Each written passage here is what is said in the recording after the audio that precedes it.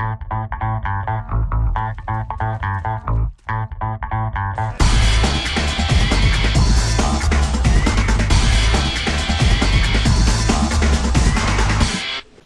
à tous et bienvenue pour une première vidéo technique sur ce channel Overdose of Game. Une vidéo qui traitera de l'iOS 7, donc qui a été présentée hier par Apple. Effectivement, donc en fait hier lors de la conférence annuelle des développeurs qui a lieu à San Francisco, Apple nous a présenté plusieurs choses. Donc on les a listées sur notre blog, les nouveaux Mac Pro, des MacBook Air avec une batterie qui va quand même jusqu'à 12 heures, le nouveau macOS X Maverick de son nom, donc qui succédera à Mountain Lion. Et surtout, ils nous ont présenté iOS 7, donc le futur système d'exploitation mobile qui va servir pour les iPhones, les iPod Touch et les iPads. Ok, donc je crois que c'est une grosse mise à jour quand même, hein. Tu vas m'expliquer tout ça. Alors, Mais, de ce que j'en ai vu, ça a l'air de changer pas mal de choses. Il y aura le lien vers l'article qui a déjà été écrit dans la vidéo. alors en fait, ce qui a changé, c'est que l'OS a changé de designer. C'est maintenant Jonathan Ive qui est designer de cet OS mobile. Jonathan Ive, pour ceux qui ne connaissent pas, c'est le monsieur design de chez Apple. C'est celui qui design d'habitude les produits. Et donc là, il a été mis à profit pour designer ce nouveau système d'exploitation mobile. Et bah écoute, Donc, je te propose de s'attaquer au téléphone. on va peut-être s'attaquer au téléphone tout de suite. Donc moi, en tant que développeur, Overdose of Game a accès à cette bêta. Donc on a pu l'installer sur un de nos iPhone 5. J'ai pu jouer un petit peu avec toute la matinée. Mais Nox ne l'a pas encore vu, ne l'a pas encore touché. Donc il va découvrir en même temps que vous Le téléphone. ce système d'exploitation et il va pouvoir nous donner ses réactions à chaud. Bah écoute, Donc c'est parti. on va passer sur la démonstration. Donc on commence avec un petit écran verrouillé. Donc là, concrètement, même si le changement n'est pas énorme, on peut tout de suite voir les barres de réseau qui sont maintenant rondes et plus du tout en antenne comme Ah oui, comme on a pu le exact. voir à l'occasion. On a toujours l'opérateur et la qualité du réseau. Donc là, effectivement, dans le studio, nous n'avons malheureusement pas de 3G, donc on est en Edge. Euh, et nous avons du coup les petits icônes qui me signalent que j'ai effectivement la localisation d'activer, le réveil, le pourcentage de la batterie et la charge de la batterie. Donc ça, il n'y a pas de nouveauté. On a l'heure normale et effectivement on a les notifications. Donc ça, il n'y a pas grand-chose qui change. La Par première contre, chose que je remarque, c'est qu'il n'y a plus le slide to voilà, unlock. c'est ce que j'allais dire. Donc on a perdu le slide to unlock. Perdu. Il a disparu. C'était quand même quelque chose qui caractérisait l'iPhone. C'est vrai. Et effectivement, ils ont fait le choix de l'enlever. Donc on peut voir aussi qu'on a deux petites flèches en haut et en bas. Exact. En fait, la flèche du haut permet de dérouler un centre de notification un petit peu plus élaboré. Donc on a directement l'agenda de la journée avec 2-3 widgets. Donc on a les rappels, la bourse, des choses comme ça qui peuvent se configurer. Ouais. Donc j'ai pas encore vu ce qu'on pouvait y mettre, mais j'espère qu'on peut y mettre des choses intéressantes et pourquoi pas des applications hautes pourront permettre de rajouter des choses. On a l'ensemble des notifications, donc les mails, les messages, etc. Le Monde, Twitch TV, etc. Et on a les manqués, donc par exemple un rappel que vous avez loupé, etc. Quand on fait ça, on revient sur notre écran d'accueil. Il a supprimé toutes les notifications qui étaient en attente. Et voilà. Et donc on a la flèche du bas, et ça, c'était quand même vraiment attendu, qui nous permet d'activer ou désactiver le Wi-Fi, le Bluetooth, de passer en mode avion, d'ajuster la luminosité, contrôler la musique, utiliser AirDrop, mais on y reviendra. On a un petit bouton Lampe torche. lampe torche La lampe torche. qui allume directement la lampe torche, là, un accès rapide à la calculatrice, à l'appareil photo et au réveil. Alors ça, c'est plutôt une bonne nouvelle. J'ai désactivé le Bluetooth, je vais réactiver mon Bluetooth. On a comme avant, avec le même geste, l'accès à l'appareil photo. Donc là, effectivement, le téléphone est posé sur du noir, donc l'appareil photo est noir.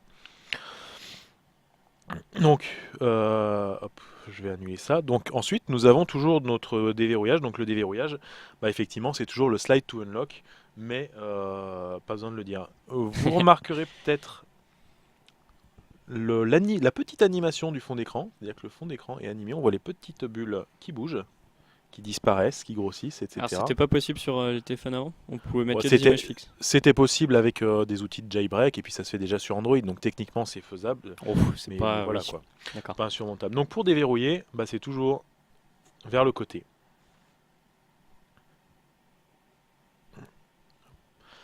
Une fois qu'on a tapé le mot de passe, que bien sûr nous ne vous montrerons pas, on accède du coup à cet écran d'accueil. Donc là encore une fois, hein, on a quand même un gros changement. C'est-à-dire qu'on est sur du plat, c'est tout plat, on n'a plus de semblant de relief, d'espèces de petites ombres.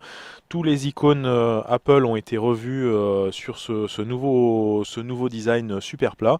Et les applications tierces, hein, celles des autres développeurs, euh, on leur a retiré l'espèce de filtre qui était rajouté par-dessus, qui permettait de leur donner une forme un petit peu arrondie et surtout du relief un petit peu bombé, quoi. Et du coup, Nox, qu'est-ce que t'en penses là? On est sur l'écran d'accueil, ton avis? Alors, mon avis, c'est pour l'instant, ça ressemble pas mal, enfin, d'un point de vue personnel, hein. C'est ce que fait Google, j'ai l'impression, sur ces Google Glass, c'est ce que ça me fait penser. Je sais pas si ça se vérifiera tout au long de la vidéo.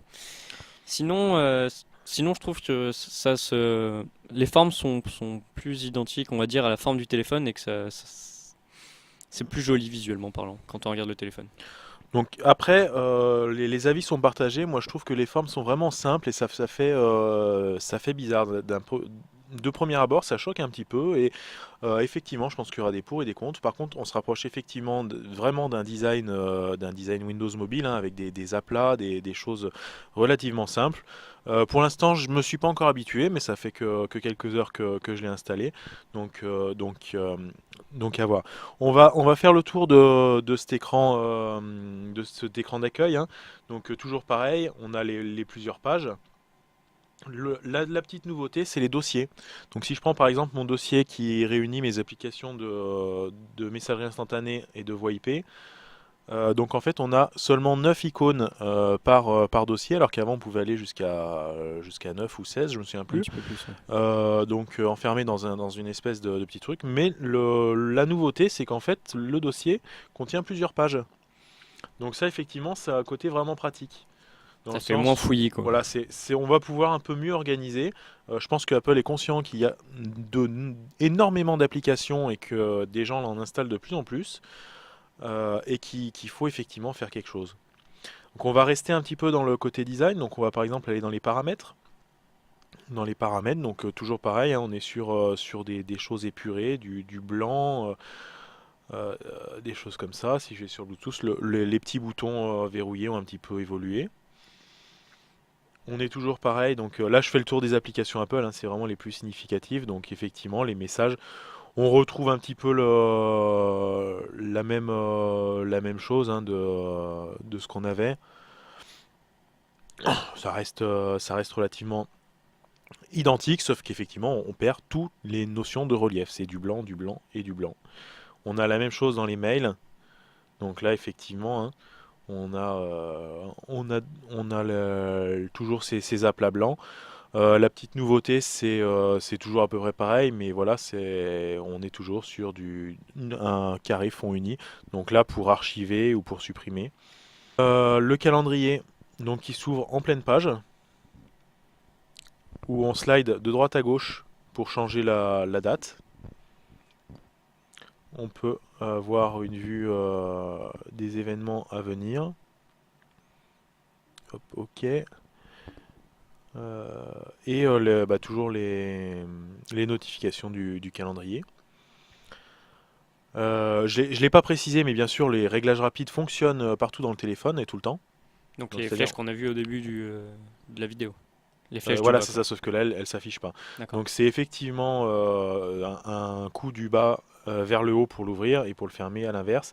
Et toujours en haut, donc ça, comme avant, le centre de notification, le même qu'on a retrouvé dans l'écran verrouillé. D'accord. Petite nouveauté, Apple a changé son multitâche, c'est-à-dire qu'ils ont fait un vrai multitâche. C'est-à-dire qu'avant, je ne sais pas si tu te souviens comment ça fonctionnait, À peu près. c'est-à-dire que c'était entre guillemets du faux multitâche. On lançait une application, Ah on oui, passait à d'accord. une autre application, et si effectivement cette application avait besoin de fonctionner en arrière-plan, elle fonctionnait en arrière-plan sur un serveur distant et envoyait une notification push pour afficher la notification et qu'on puisse revenir à l'application. C'était le cas par exemple sur Skype. Skype se mettait plus ou moins en veille et envoyait une notification push qui nous permettait de décrocher l'appel. Là maintenant, ils ont mis un vrai multitâche, c'est-à-dire qu'on peut faire fonctionner plusieurs applications en même temps, quelle que soit l'application, même s'ils ont mis des petites restrictions, dans le sens où certaines applications un peu gourmandes seront automatiquement mises en veille Pour éviter de fumer la pour batterie. éviter de fumer la batterie. C'est exactement ça. Et la gestion de ce multitâche, avant, c'était un double clic sur le bouton d'accueil, et on avait tout un tas d'icônes qui s'affichaient en bas, qu'il fallait fermer en restant appuyé longtemps, la petite croix, etc. C'était vraiment pénible. Là, on est passé sur autre chose et je pense qu'effectivement, ceux qui ont déjà utilisé WebOS vont être surpris parce qu'on est sur exactement le même principe. On a toutes nos applications qu'on fait défiler donc soit par la capture d'écran, c'est-à-dire on voit de l'application où on en est, donc par exemple le dernier site qui est ouvert sur Safari, donc Overdose of Game, comme j'espère sur l'ensemble de vos téléphones, où on peut naviguer plus vite pour aller plus vite sur la barre d'en bas pour les applications. Et si mon application bourse, je la trouve trop gourmande et que j'ai envie de la fermer, bah, c'est relativement simple, hop, fermé. Oh, pas mal. Donc effectivement, euh, hop, fermé. Plan, hop, fermé. C'est vraiment pratique. C'est-à-dire que avant, le multitâche, c'était un peu pénible. On regrettera quand même que Apple n'ait pas forcément mis un bouton général tout fermé. D'accord. Si effectivement tu sens que ton téléphone est un peu lent, tu dis j'ai trop d'applications ouvertes, un petit tout fermé, ça aurait pu être un plus. C'était déjà demandé avant sur l'ancien multitâche, là ça l'est toujours pas, c'est un petit peu dommage. Mais en tout cas, j'aime beaucoup ce multitâche. Je le trouve vraiment pratique pratique et fonctionnel. On a l'application calculatrice, donc là c'est grosso modo La même chose. la même chose, hein. On est sur des aplats et puis la même chose que l'adaptation de design surtout. On est sur des gros aplats de couleurs avec le chiffre centré. Donc là c'est... Bon, ils se sont pas foulés sur la calculatrice. Mais en même temps c'est pratique, c'est fonctionnel, les boutons sont à leur place, etc. Et en parlant de fonctionnel, bah, du coup effectivement on retrouve la même chose avec le téléphone où on a des grosses touches. Alors ronde, je sais pas pourquoi, c'est pas Pour faire un terrible. peu old school. Ouais, ouais. Old school sur du moderne, c'est original. Mais bon, pourquoi pas. On retrouve les favoris, donc par contre là avec les petites photos, c'est sympa. Plutôt sympa d'ailleurs. Et les contacts, donc ça marche pareil. Et puis bah effectivement, où est-ce que j'ai une photo? Donc là, les photos des différents interlocuteurs. L'application Safari. Et attention, mesdames et messieurs, Apple a annoncé la fin et la suppression du nombre limité d'onglets. Plus uniquement 8 onglets, mais on peut avoir autant d'onglets qu'on veut sur Safari. Donc, bonne chose ou mauvaise chose. Il y en a qui râlaient parce que, effectivement, 8 c'était trop peu. Maintenant, je pense que dans certains cas, du coup, moi qui utilise souvent Safari pour ouvrir un site depuis une autre application, donc là le site met longtemps à charger, c'est parce que je suis en Edge, hein, ça peut être vite le bazar. Mais par contre, ce qui est intéressant, c'est la façon dont sont présentés les onglets. C'est-à-dire, on a cette présentation-là, et du coup, hop. Ah, pas mal. Donc les onglets, et sous les onglets, bah, du coup, on a l'historique. Enfin, l'historique. Avant l'historique, c'est pas l'historique, c'est je sais pas si vous connaissez, c'est le stockage de iCloud. C'est-à-dire que du coup, j'arrive à voir ce qui est ouvert sur mon iPad mini, sur mon MacBook Air ou sur mon iMac. Donc si vous n'avez pas compris que j'étais un utilisateur Mac, je pense que... Je pense que d'accord. Ok, c'est plutôt pratique. Donc en fait, quand tu te déplaces et que tu laisses ton ordi d'allumer, tu as encore tous tes onglets sur lesquels tu étais, que tu peux retrouver très facilement sur tes autres composants iPhone. Voilà, c'est ça. C'est-à-dire que effectivement, quand Apple je suis au plutôt. bureau, si j'ai envie je le fais souvent, si j'ai envie je trouve un article intéressant, j'ai envie de continuer à lire sur mon iPhone, j'ai juste à le laisser ouvert et je le retrouve facilement sur mon iPhone ou sur mon iPad. Et ça, c'est vrai que c'est vraiment intéressant, mais Pas ça mal. existait déjà avant. Mais là, du coup, c'est vrai que c'est bien mis en valeur et puis du coup, c'est sous ces onglets, c'est plutôt pas mal. Je l'ai pas essayé, mais il y a la navigation privée pour aller sur YouPorn, bien sûr, pour ceux qui ont des femmes un peu jalouses. Après l'application Note, bah, c'est pareil, hein, oula. On est sur du design basique, fini l'espèce de petit cuir, le petit carnet jaune un peu déchiré, tout ça. Là, c'est vraiment basique. L'application boussole aussi, elle permet de bien montrer l'évolution. Donc là, il faut l'étalonner. On étalonne. Elle permet de bien montrer un petit peu le côté basique de ce qu'on retrouve comme design. Voilà, donc là, ça y est, j'ai étalonné. Donc l'évolution de la boussole, c'est surtout qu'on a maintenant la position GPS que je trouve plutôt être une bonne idée. Euh, et deux, trois autres informations, enfin les mêmes, hein, c'est-à-dire le degré d'inclinaison, la ville où on se trouve, c'est pour si on a oublié, pour les Alzheimer, ce sera bien pratique. Mais l'autre grosse évolution, et qui va pas faire plaisir, je pense, à certains éditeurs de logiciels, c'est la deuxième page de la boussole. Car oui, il s'agit d'un niveau. Ah, D'un niveau qui est, je trouve, du coup, plutôt bien fait. C'est-à-dire, hop, c'est plat. on est à niveau. Hop, on n'est plus à niveau. Et si je laisse mon téléphone posé, on s'aperçoit que notre table n'est pas du tout droite. Pas du tout. Ça va. Ça, c'est vraiment pratique. Ça, Comme c'est quoi, plutôt pas hein. mal. Donc, je pourrais supprimer, moi, effectivement, mon application niveau que j'utilisais, qui était là jusqu'à maintenant. Donc, effectivement, c'est pratique. L'application rappel qui existe toujours, mais qui est toujours aussi simple. La liste des rappels est présentée de façon un peu plus simple. Avant, il fallait faire retour, choisir une liste, etc. Là, on ouvre l'application, on a toutes nos listes. Donc, hop, j'ai ma liste de courses. Il faut que j'achète du sucre avec vanille. Et c'est tout simple. On va peut-être voir l'application musique. Eh ben, allons-y. C'est quand même un iPhone, hein, c'est le principe de l'iPhone. Donc là, bah, pas de grosse révolution, à part toujours le même design tout blanc qu'on retrouve, les mêmes classements. Alors, tac, on va mettre ça. Et normalement, voilà, c'est-à-dire qu'on n'a plus du tout de cover flow. Alors, Ok. hop, je le mets dans le bon sens. On n'a plus le fameux cover flow qui permettait de naviguer. On a un ensemble de petits carrés qui représentent les albums et on peut passer d'un album à l'autre. Et Hop, on lance la comment on musique. fait pour naviguer dans la musique? Qu'est-ce qu'on peut encore? Ouais, ouais, t'as Ah, pour naviguer dans la musique, bah faut remettre le téléphone à la verticale. Hop. Ok. Donc voilà. Donc voilà. Je pense qu'on a déjà fait un bon premier tour, hein. L'objectif, c'était pas d'aller dans les fins fonds, les tréfonds de cet iOS 7. C'est plus vraiment de voir un petit peu ce que nous propose Apple avec son nouveau design. On n'est pas à l'abri que ce design soit appliqué aussi aux versions, aux ordinateurs portables et aux ordinateurs fixes, donc à macOS X. Euh, et du coup, on a peut-être la volonté, je pense, du côté de chez Apple, de faire vraiment un renouvellement complet de la gamme portable pour concurrencer. On a quand même des téléphones maintenant chez Android, enfin fonctionnant avec Android. Je pense notamment à des marques comme Arcos, à des marques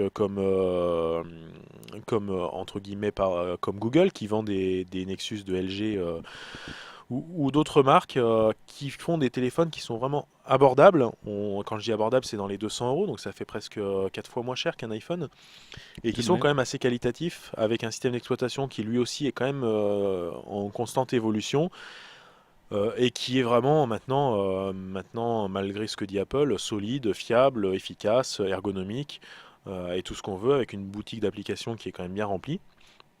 De plus en plus d'ailleurs. Ouais, de plus en plus. Windows Phone commence à séduire aussi. Donc je pense qu'effectivement Apple a décidé de se secouer un peu et de nous sortir vraiment une vraie nouveauté. Ça faisait effectivement depuis l'iPhone 1 qu'on n'avait pas vu d'évolution graphique, qu'on avait vu se rajouter des couches à droite à gauche. Donc voilà, je pense que effectivement là c'était le bon moment pour faire un renouvellement graphique. Peut-être même une année trop tard, certains diront. À voir si maintenant cette nouveauté va séduire les clients actuels, et surtout de voir si côté hardware ils suivent. Parce que effectivement, ça c'est intéressant, mais je pense que s'ils veulent rester un petit peu leader, il faut peut-être qu'ils fassent des efforts sur les prix, à nous proposer un iPhone peut-être un petit peu moins cher, ou alors avec de réelles innovations. Et pas seulement nous rajouter, s'ils nous font un iPhone 5S ou même s'ils font un iPhone 6 avec un peu plus de nouveautés, c'est pas juste une puce NFC ou un capteur d'empreinte qui va révolutionner la téléphonie mobile. Donc soit avec des grosses innovations qui justifient le prix, ou soit effectivement de rester sur du un peu plus standard et en misant sur les nouveautés d'iOS pour baisser le prix. Bon, on n'en est pas encore à l'annonce du prochain iPhone. On connaît pas de date là-dessus, j'imagine. Non, non, on ne connaît pas encore les dates de l'annonce du prochain iPhone. Après, dans toute logique, ça devrait être à l'automne. Il y a beaucoup de rumeurs qui circulent. Est-ce que ça va être un iPhone 5S, un iPhone 6? On parle aussi, en plus d'un iPhone low cost, voire d'un iPhone avec un écran un peu plus grand encore, pour concurrencer les Galaxy Note. Donc là, pour l'instant, comme avec Apple, ça n'est que des rumeurs, on s'engage sur rien. Continuez à suivre le blog Overdose of Game. Moi, je vous liste toutes les choses intéressantes et j'essaye effectivement de vous donner au moins les certitudes. Les rumeurs nous intéressent peut-être un petit peu moins, donc je les relais pas sur Overdose of Game. Ouais, Apple, c'est un peu le Blizzard du jeu vidéo. C'est un peu ça, hein, c'est le bizarre du jeu vidéo, le culte du secret, les grosses annonces fracassantes, etc., etc. Bon, Donc j'espère que cette présentation vous a permis de découvrir un petit peu ce futur système d'exploitation. N'hésitez pas à donner votre avis. Est-ce que vous le trouvez bien? Est-ce que vous le trouvez pas bien? Est-ce que vous préfériez avant? Est-ce que vous attendiez à autre chose? Bref, n'hésitez pas à commenter cette vidéo, que ça soit sur notre Facebook, sur YouTube ou sur le blog directement. Je pense que ça peut être intéressant d'en débattre tous ensemble et de créer un vrai débat. peut-être pour finir, une date de sortie pour cet iOS ou on sait pas encore? Alors pour le moment, la bêta, elle est disponible pour tous les développeurs depuis le 10 juin, donc le jour de l'annonce, hein. C'était hier pour Bien. nous. Pour vous, ça sera peut-être pas hier, hein. Et la sortie de cet iOS 7 n'a pas encore date. On sait que ça va être à l'automne 2013, mais on n'a pas encore la date précise. Donc peut-être avec la sortie du prochain iPhone. En général, Apple fait son annonce de l'iPhone et pendant la conférence où ils annoncent l'iPhone, ils annoncent la date de sortie de l'OS. Et en général, il y a 1 ou 2 semaines qui séparent les deux. Donc effectivement, on saura tout à l'automne. Et ben écoute, on se donne rendez-vous à l'automne pour Apple. Nous, on vous remercie beaucoup d'avoir suivi cette vidéo jusqu'à la fin. Comme on vous l'a dit, hein, n'hésitez pas à laisser votre avis et on se retrouve très bientôt pour une prochaine vidéo. A plus! À bientôt, au revoir.